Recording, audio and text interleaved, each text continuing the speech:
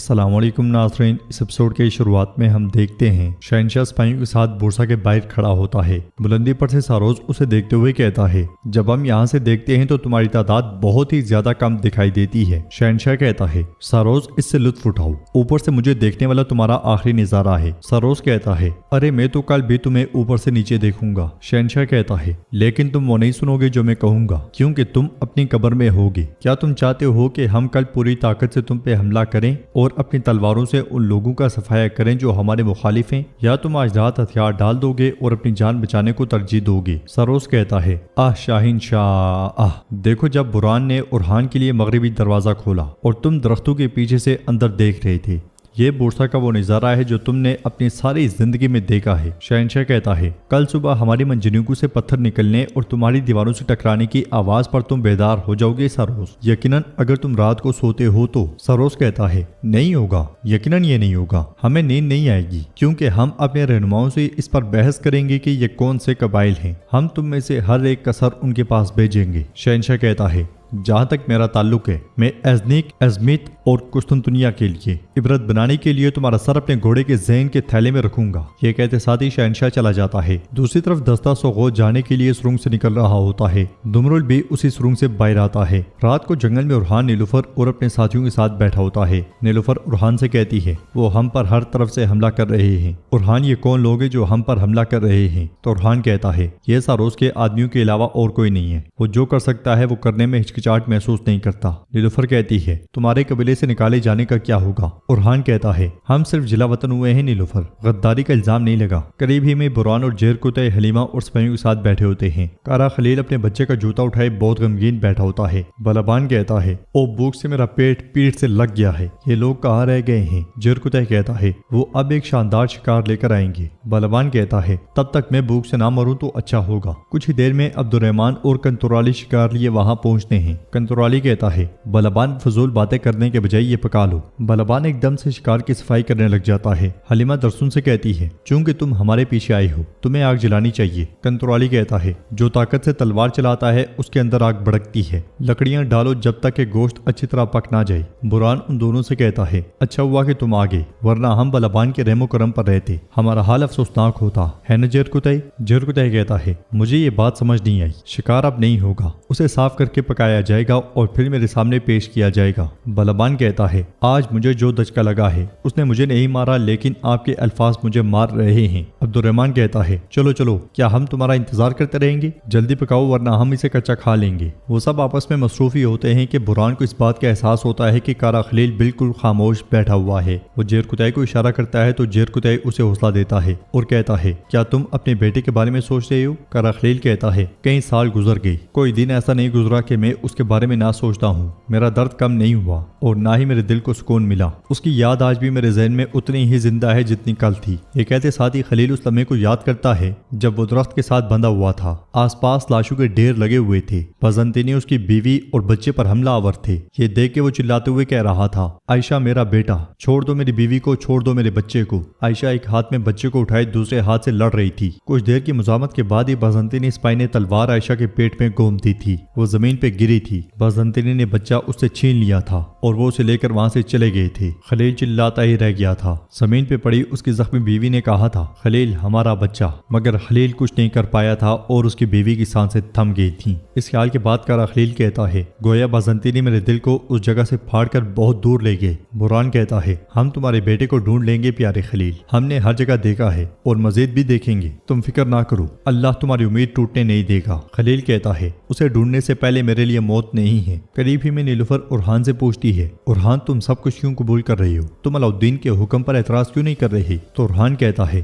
وہ میرا بھائی ہے۔ نیلوفر کہتی ہے، بھائی اپنے بھائی کے لیے سہارا بنتا ہے، تلوار تان کر اس کے لیے مصیبت نہیں بنتا۔ کیا تم دیکھ نہیں رہے؟ علاؤالدین اب راستے سے بھٹک گیا ہے۔ تو وہاں پہنچنے والا علاؤالدین کہتا ہے، کون راستے سے بھٹک گیا ہے نیلوفر خاتون؟ علاؤالدین کو دیکھتے ساتھ ہی سب کھڑے ہو جاتے ہیں اور علاؤالدین کہتا ہے، میں نے جو بھی کیا اپنے بھائی کے لیے کیا ہے۔ نیلوفر کہتی ہے، کیا کہہ رہے ہو؟ کیا مطلب ہے؟ اورہان آگے بڑھتا ہے اور علاؤالدین سے گلے ملتا ہے، پھر फिर अपने मारे हुए मुक्के के निशान को देखने की कोशिश करता है तो अलाउद्दीन कहता है मैं ठीक हूँ। नीलुफर कहती है यानी ये सब एक खेल था। उरहान कहता है ये दो भाइयों के दरमियान एक मुआहदा था, एक बंधन जिसने उन्हें जोड़ा ताकि वो अपने मकसद में ताउन कर सकें, दुश्मन के सामने खुद को कमजोर जाहिर किया ताकि अपनी चाल चल सकें। बुरहान अलाउद्दीन के कंधे पे हाथ रखते हुए कहता है आपने हमारा भी मजाक उड़ाया है ना सरदारान, अब हम क्या करेंगे ये भी बताएं जरा। अलाउद्दीन कहता है मैं आपको बताता हूँ बुरहान साहब। दुमरुल जरा आओ और इन्हें खुशखबरी सुनाओ। दुमरुल सामने आता है और कहता है अल्लाह का शुक्र है कि मुझे सुरंग का दाखिली रास्ता मिल गया है, लेकिन एक बुरी खबर भी है, सुरंग से निकलने वाले फौजी सोगोत पर हमला करेंगे। उरहान कहता है वो कुछ नहीं कर सकेंगे, जब हम सुरंग को बारूद से उड़ा देंगे तो फ्लावियोस बाहर अकेला रह जाएगा।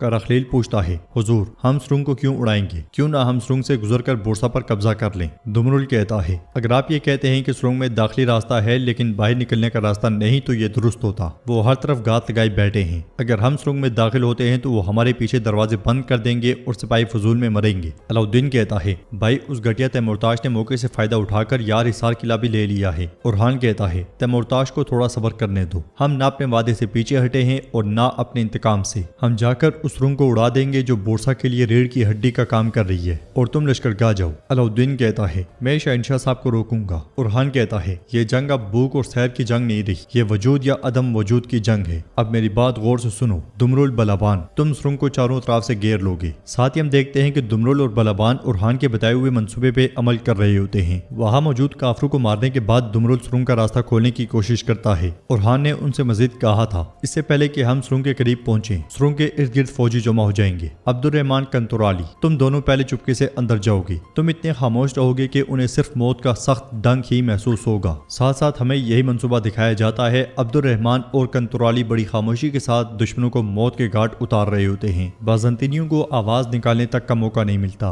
रात को बुरहान ने उरहान से पूछा था क्या हम उस सुरंग तक बड़ी मालगाड़ी में पहुंचने जा रहे हैं जो बोरसा के लिए रीढ़ की हड्डी का काम करती है, ये कैसे मुमकिन है कि कोई हमें महसूस ना करे। उरहान ने कहा था इस काम को करने में जेर कुतै साहब समेत आपके अलावा कोई अहल नहीं है। दिन के वक्त बुरहान और जेर कुतै सुरंग के पास पहुंचते हैं बेस बदले हुए। बाज़ंतीनी सिपाही आगे बढ़ते हैं और एक पूछता है आप लोग कौन हैं। बुरहान कहता है हम आपके लिए ताजा फल लाए हैं। सिपाही कहता है यहाँ से चले जाओ। वो दोनों घोड़ा गाड़ी से उतरते हैं और आगे बढ़ते हैं। जेरकुतै कहता है ऐसा नहीं करना चाहिए, अब से हम जहाँ भी मुड़ेंगे तमाम दरवाजे बोरसा की तरफ खुलेंगे। ये सुन के बाज़ंतीनी सिपाही जैसे ही तलवारें बेनियाम करते हैं घोड़ा गाड़ी में से एकदम हलीमा, दुरसुन और करखलील निकलते हैं और तीरों की बारिश कर देते हैं। बाज़ंतीनी सिपाही भागते हुए आगे बढ़ने की कोशिश करते हैं मगर मारे जाते हैं। बच जाने वालों पर अब्दुर्रहमान और कंतुराली टूट पड़ते हैं। बेहतरीन मंसूबे से वहां से भी बाज़ंतीनी सिपाहियों का सफाया हो जाता है। दुमरुल पहिया घुमाते घुमाते सुरंग का खुफिया रास्ता खोलने में भी कामयाब हो जाता है। रात को कंतुराली ने उरहान से कहा था तो इस तरह हम सुरंग में दाखिल होंगे हुजूर। जवाब में उरहान ने कहा था दुश्मन ऐन यही चाहता है, तुम बिल्कुल ऐसा ही सोचो। ये मत सोचो कि वो बिच्छू के घोंसले को खाली छोड़ देंगे, लेकिन तुम उन्हें उनके ठिकाने से निकालोगे। सुबह के वक्त वो दोनों घास बोस को आग लगा के सुरंग में फेंक देते हैं, जिसकी वजह से वहाँ धुआं ही धुआं फैल जाता है और वहाँ मौजूद सिपाही बाहर की जानिब भागते हैं। बाहर मौत उनका इंतजार कर रही होती है। सब उन पे टूट पड़ने के लिए तैयार होते हैं। धुआं बर्दाश्त करते करते वो जैसे ही बाहर पहुंचते हैं तलवारों से काट दिए जाते हैं। कुछ की खोपड़ियां कुल्हाड़े से खोल दी जाती हैं और कुछ को छलनी छलनी कर दिया जाता है। जो तलवार और कुल्हाड़े से बचता है तीरों से मारा जाता है। दर्जनों बाज़ंतीनी सिपाही होते हैं मगर आवाज पाक था। पहलवान और दुमरुल भी अपना हिस्सा डालते हैं। तमाम काफरों के मर जाने के बाद उरहान वहां पहुंचता है और कहता है शाबाश सिपाहियों, यूनानी आग को सुरंग में ले जाओ। इस शैतानी खो पर कई मोहर सबत करने का वक्त आ गया है। यह सुनते साथ ही सिपाही बारूद वाले ड्रम लेकर सुरंग की जानिब बढ़ते हैं। बोरसा के अंदर सारोज आगे बढ़ते हुए कहता है सोगोत फ्लावियोस के शिकंजे में है, शहंशाह भी हमारी मुट्ठी में आ गिरेगा। हम उनको उससे कहीं बड़ी शिकस्त का मजा चखाएंगे जो हमने उरहान को चखाई थी। इसलिए में एक सिपाही भागता भागता आता है और कहता है जनाब तुर्क आ रहे हैं, उन्हें सुरंग मिल गई है। यह सुन के सारोज गुस्से से पागल हो जाता है और कहता है लानतो लानतो उरहान, मैं तुम्हें इस सुरंग में दफन कर दूंगा। वो तलवार निकालता है और भाग पड़ता है। सुरंग में उरहान के सिपाही बड़ी मिकदार में बारूद पहुंचा देते हैं। हलीमा बारूद को फैला देती है। दूसरी तरफ से सारोज आगे बढ़ते हुए कहता है दौड़ो दौड़ो, उन्हें आगे बढ़ने की इजाजत ना देना। यह सुन के हलीमा कहती है वो आ रहे हैं, चलो चलो जल्दी शाबाश। ये कहते साथ वो दरसुन के साथ वहां से भाग पड़ती है और बाहर आके उरहान से कहती है भाई वो आ रहे हैं। यह सुनते साथ ही उरहान मशल सुरंग में फेंक देता है। आग तेजी से बारूद वाले ड्रमों की जानिब बढ़ना शुरू हो जाती है। उरहान अपने साथियों के साथ तेजी से दूर भागता है। गुस्से में पागल सारोज आगे बढ़ता ही चला जाता है और ड्रमों के सामने पहुंचता ही है कि एक जोरदार